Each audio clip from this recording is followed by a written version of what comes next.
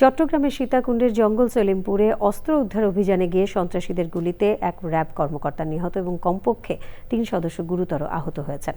তাদের গুরুতর অবস্থায় চট্টগ্রাম মেডিকেল কলেজ হাসপাতালে ভর্তি করা হয়েছে। শিহাব খান, দিগন্ত রিপোর্ট।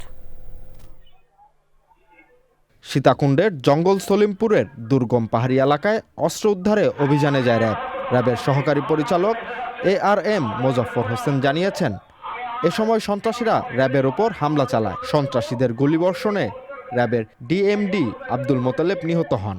হামলায় আরও 3 র্যাব সদস্য গুরুতর আহত হন। এছাড়াও 3 জন র্যাব সদস্যকে সন্ত্রাসীরা জিম্মি করে রেখেছে বলে নিরাপত্তা বাহিনী জানিয়েছে।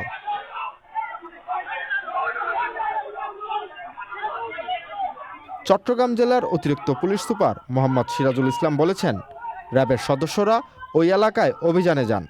এ সময় সন্ত্রাসীদের গুলিতে কয়েকজন র্যাব সদস্য আহত হন। তাদের মধ্যে একজন মারা গেছেন।